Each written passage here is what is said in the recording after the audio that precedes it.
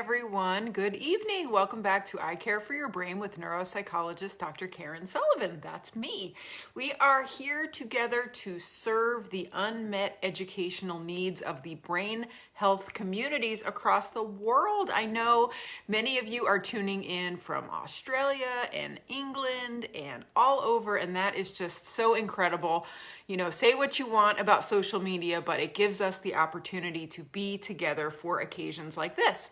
So I like to pick topics that don't get enough attention, and that when people understand them better, they feel better within their unique brain health challenge because their symptoms make sense. And I try very hard to provide educational, evidence-based recommendations to alleviate some of the pain and suffering that goes along with living with unanswered questions. When you don't know why something is happening in your life or in your brain or in your mind, it adds a layer of distress that, in my mind, is unnecessary because doctors should be sharing more information with you about your condition. So every week we try to pick a topic either that I think is helpful or somebody out there from the internet sends us a message and lets us know, I'm going through this and I want to know more. So that's how we get to our symptom tonight, which is freezing of gait. And this symptom actually has an acronym. They call it FOG in the scientific community. And FOG is a distinct and oftentimes disabling symptom that is characterized by brief episodes of exactly what it sounds like, freezing in place, freezing while walking. These episodes can increase your fall risk, can limit your mobility, can make you say no to doing certain things out in the world, can increase your anxiety, certainly hurt your quality of life.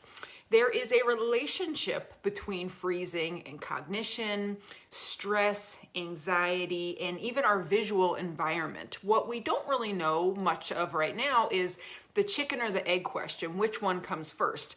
But what we're going to do tonight is talk about the research that I found in the literature on this topic. It has been so interesting to me, and I've uncovered what I think are very, very important pieces of information, very helpful recommendations. That what happened was my research and this PowerPoint for this lecture just kept growing and growing. So I'm at the point now where I have 57 slides in front of me.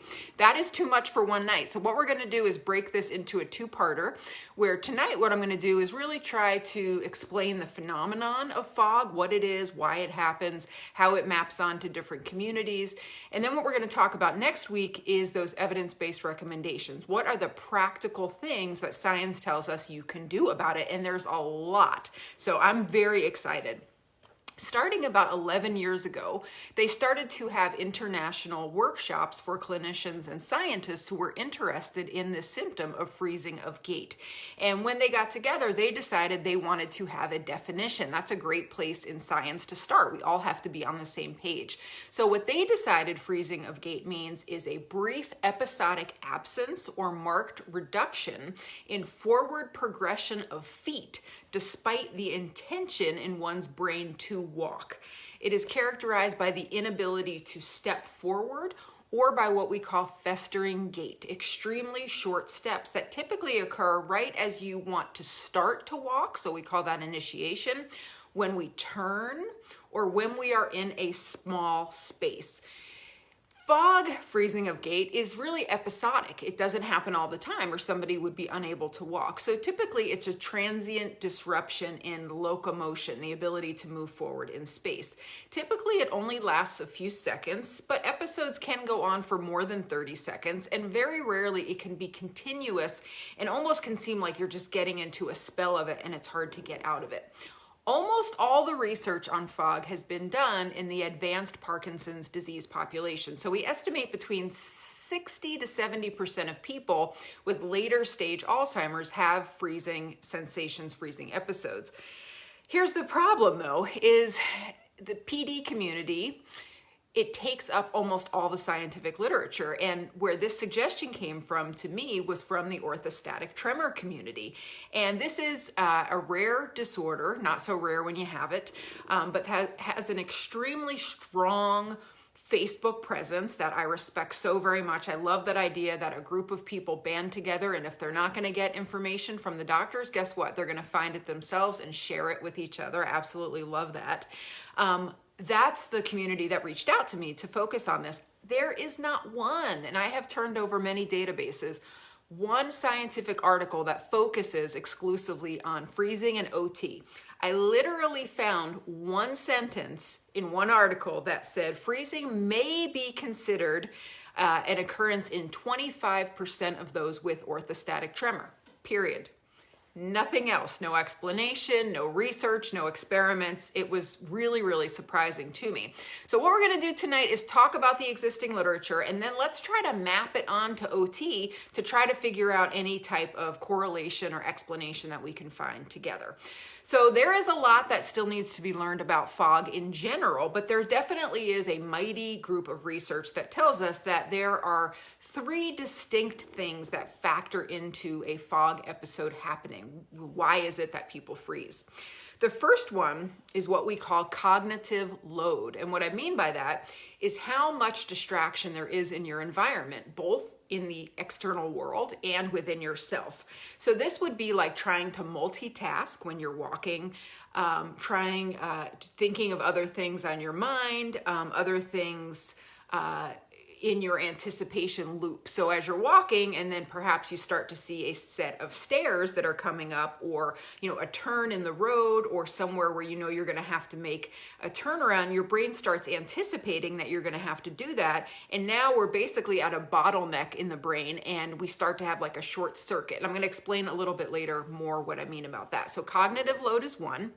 Number 2 is visual environment. This is one of the most interesting parts of the literature, is that as folks who have freezing start to experience stimulation that has visual closure, and what we mean by this is doorways, small rooms, changes in terrain, going from dirt to pavement, carpet to hardwoods, any type of clutter, visual busyness is something that can set off a freezing episode. And third is the emotional state of the person, stress, anxiety.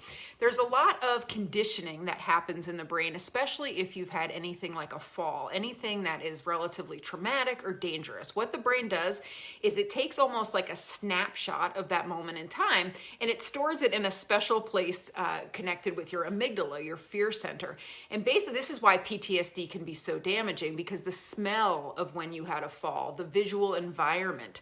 So if you tend to freeze in one spot, it's going to be exponential over time. As soon as you anticipate going into that small bathroom, your brain is now sending you out, alarm signals to say, hey, you fell in that room before, you froze in that room before. So in that sense, we start to almost get this hardwired apprehension that can lead to more and more freezing. So this is why interventions are so key, because you can almost become phobic about certain rooms, certain trails. There's certain things that your brain knows, well, some dangerous things happened here before, and to keep myself safe, to keep myself alive, I better really be on high alert. But remember, if you're distracted, you're much more likely to freeze.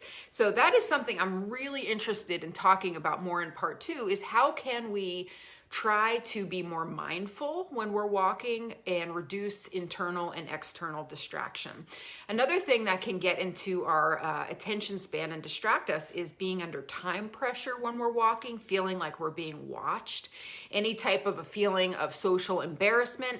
It's like the brain only has but so much space, and if you distract it from walking, it's like we just get kind of a short circuit, okay? And what we think freezing really is what we call a disconnection syndrome, where different parts of the brain are basically not communicating. Walking, that coordinated, smooth movement of walking, is super complicated. You take it for granted when it is a system that works flawlessly and unconsciously, but you all know in the tremor and movement disorder community, it takes up a whole lot of mental space. And we really only have about 7 slots in the human brain. Like at any given moment, you can really only pay attention to about 7 things. That's why phone numbers that have area codes attached to them go in one ear, out the other. When we used to have, I'm old enough to remember when we didn't have area codes, and boy, you could remember all sorts of numbers, right? The minute you add in area codes, it gets a lot more difficult because you're pushing and exceeding the brain's natural attention span. So in the research I previously done on essential tremor and orthostatic tremor, one thing that was kind of startling to me through the neuroimaging research is how much focus it takes to do the act of standing in OT and the act of walking in essential tremor. So I think for you folks, what's happening in some instances is that is all consuming. We're already at, let's just say 6 bars of the 7 are already taken up. And then if we have someone talking to us, if we're starting to anticipate, maybe there's a turn coming up and that's going to be difficult. It's like the system short circuits a little bit. So knowing that that's the cause, we can really exploit that when we start to talk about treatment recommendations next time. Folks who have freezing, who go to a movement disorders neurologist, are more likely to get misdiagnosed as having Parkinson's when they actually have another movement disorder. And this tends to happen especially if you're early on in your symptoms. So it's much more common in what we call atypical Parkinsonian syndrome. So this can be something like PSP, progressive supranuclear palsy, MSA, multisystem atrophy, corticobasal ganglionic degeneration. I know some of these names are really long. But they also say it's more common in higher level gait disorders. Now, of course, we haven't yet seen like orthostatic tremor, but that's kind of how I'm starting to think about it, that all of these Parkinsonian symptoms are kind of related under an umbrella, and we just haven't done the work yet to validate this as a real symptom in the OT community. And to then do the systematic research, we would need to understand how is OT freezing potentially different from Parkinson's freezing. In the world of freezing, they think about it in 2 ways. There's pure akinesia freezing, and there's primary progressing freezing. So what they call PA, pure akinesia, this is when you have freezing of gait, but you also have freezing of writing and speech. And that's you folks on the Facebook page who've been nice enough to answer my questions. I was really trying to fish to see if you all had the writing and speech freezing, and it was rare. It wasn't very common.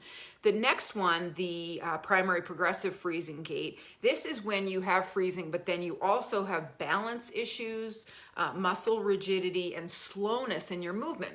Now, both of those feel very Parkinson's to me. I'm not really getting the full capture from what you've helped me understand in the OT community. So I don't think they've put their finger on how it's unique to you all. This, again, falls under the non-standing tremor symptoms. This is what my 2-hour webinar was all about. How can we move beyond thinking of this as a monosymptomatic disorder when really it's a complex neuropsychological disorder with cognitive and emotional symptoms, just like essential tremor.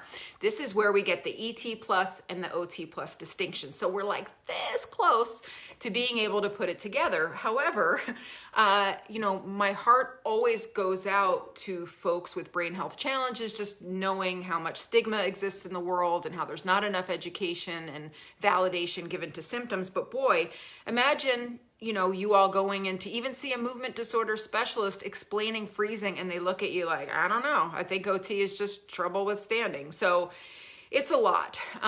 There's a lot of good research about what you can do about it, and that is what we're going to focus on next time. But the 2 big things are learning how to focus your visual attention and how to keep your internal distractions to a minimum. So I promise you, as we get into next week, that's what we're going to talk about. So I was saying before, it's kind of like a disconnection syndrome. So what are the parts of the brain that get disconnected? I would want to know that.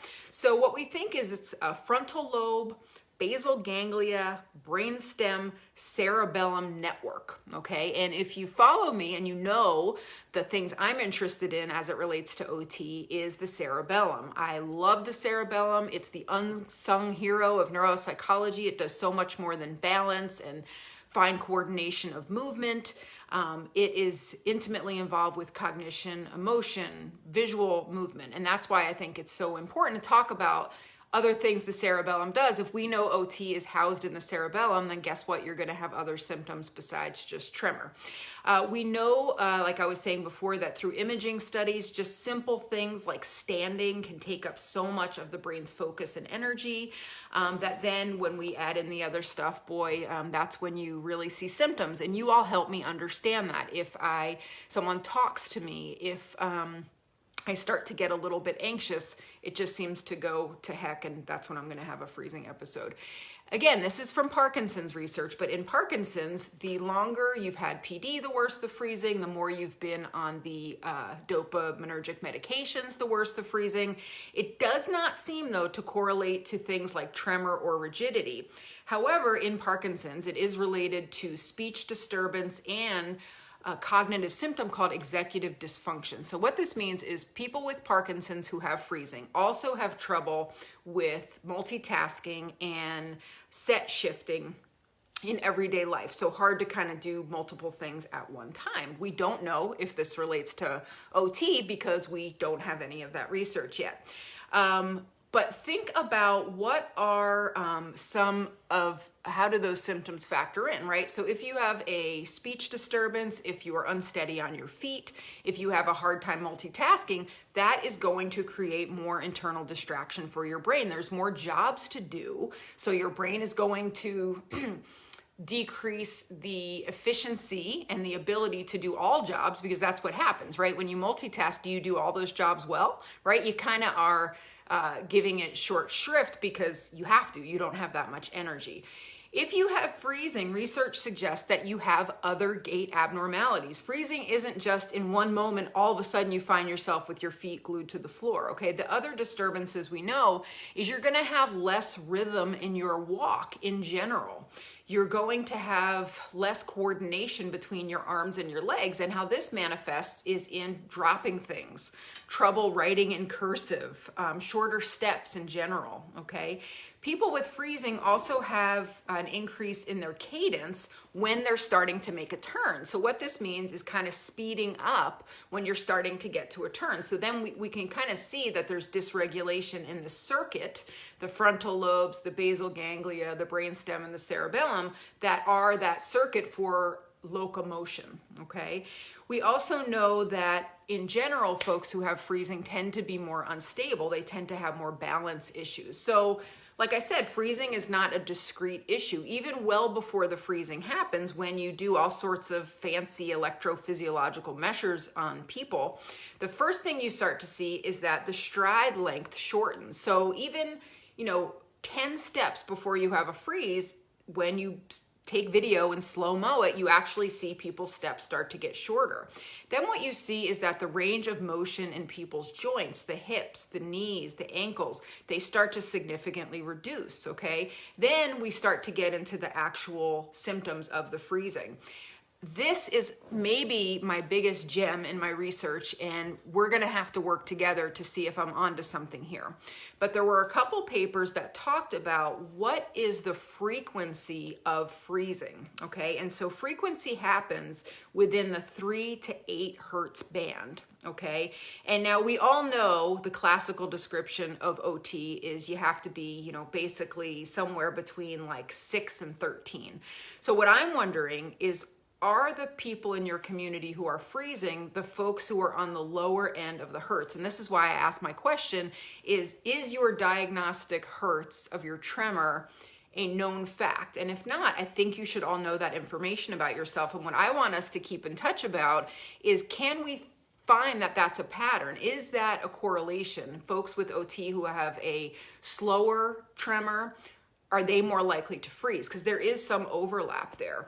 We also know that there is asymmetry in the stepping of people who have freezing. And in fact, that's one of the treatment interventions, is to become more cognizant of keeping your steps symmetrical. And again, we're going to talk about that next time.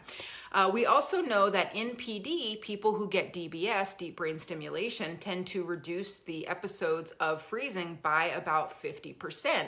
And they think it's not that it's tapping into that circuit, the freezing part of the brain. What they think is both sides of the body are working in symmetry more often, and it's a way of overriding the freezing. So again, let's exploit that when we start to talk about our recommendations. There is an increased fall risk when you have freezing, okay? But the research I read talked about this being more of a balance issue because you're top heavy, right? Your feet are kind of stuck to the floor and your top is more heavy. And so there's a tendency to kind of go forward, backward, or over to the side. I really enjoyed researching this, you all. It kind of actually gave me a little bit of a rejuvenation. I love all the lectures that I do, but I've heard about freezing for so long, and it felt like an important gap in the education to fill in for the OT folks. And so I really just wanted to personally thank you all for suggesting it, because I have really enjoyed this research. I want to talk about anxiety with freezing. Is it a chicken or is it an egg? Well, there was one study that suggested it is a chicken, which I hope I'm saying that right, but basically it's more of a cause than an effect. And so what they did in one virtual reality study is they gave folks who had Parkinson's, who are prone to freezing, a high anxiety environment where they kind of scared them, or a low anxiety environment where they were just walking. So they're walking, they've got the virtual reality headset on, and there was about maybe 100 people in the study. And when they had a high anxiety condition, they were able to increase freezing episodes 86% in Parkinson's folks. That is a whole lot. So they had more freezing and they froze for a longer amount of time. And in the folks that had the lower anxiety condition, they had a lot less freezing. So again, we're going to take this nugget and we're going to talk about next week, how can we work on freezing anxiety, fear of falling anxiety, which is a very real disabling condition. Once you've had a bad fall, boy, you can get really scared of it. Not just consciously, I don't want to go to the hospital, who wants to go with COVID, but it's literally a survival mechanism in your brain that you're going to be slower, be more apprehensive. But sometimes with movement disorders, the slower you are, the more likely you are to freeze too. I was reading that from some people's posts, that they intentionally get faster when they can anticipate a freeze because they're less likely to have an event or fall. So it's complicated. We have to talk about a lot of things. So let's try to tie it back to the OT community as we come to closure of our lecture tonight. So if you read the traditional research, you are going to see, I'm doing my sarcastic quotes here. OT is an idiopathic condition, meaning one symptom, without any associated features in about 75% of people. The remaining 25% have additional neurological features. This is what we call OT+, including cognitive or motor function. Okay, so I think that's bogus. I think OT+ is actually a much more accurate description of almost all people who have OT. And the more we do research, the more we respect patient and family report, the more we're going to find that. So here's my question. If we know the one piece of info I got from the science world was that 25% of you might have freezing, where does that fit in? Okay, so is that the 25% who have OT+? Well, it's complicated. If there's interactions between distraction, attention, the visual world, anxiety, stress, how does that factor in, right? How is it unique from PD? How is it different from Parkinson's? So there's a lot, and how we are going to learn more is by being better listeners as doctors. So when I posted my question to the listserv on Facebook, these were some of the responses that I got, all from folks with OT. Yes, my feet get glued to the floor. I'm unable to move. I also sometimes feel like I can't get my words out or swallow. If I stand in one place too long, I feel glued to the floor and I'm unable to move without help. Sometimes when I start walking, but most times I need assistance, and I try to avoid things to not allow myself to be in this situation. I typically freeze. It's usually in tight or small spaces where I might have to stand for a minute. For example, one of my bathrooms is really small. A couple people talked about when they are drying off after a shower. I thought that was an interesting one. People talk about if I have to stand in place for too long. I notice it in different types of terrain, like snow or ice. It gets a little bit more difficult. And one person said, it's as if my brain kicks in and says, no way. So the research that I did maps onto that really nicely. I think a huge factor is distractibility. And so what we're going to talk about next time is what are the evidence-based rehab recommendations for freezing? And there's a lot that's been out there in the last year. So we're going to focus next week on internal strategies. What can you do within yourself? And external strategies. How can you change your environment? How can you communicate with your companions about how they can help you and how they might be hurting you? Maybe, chatting you up a little too much. If you think that these non-traditional symptoms are important to talk about, please help me share this free brain health lecture. I would love to get this information out to brain health communities as much as we possibly can. Again, we also have our discounted 2-hour non-motor symptom orthostatic tremor webinar still available. We'll put a post for that in the comments section. I am so pleased to be here with you. Again, like I said, this was a really, really fun, to me, very helpful. I felt like it really enhances my ability to care for my patients in my practice because I can validate their experiences more accurately. Thank you all so much for being here. I hope that you learned something and found it enjoyable, and I hope you have a great night. I will see you next week where we will continue our conversation. Bye.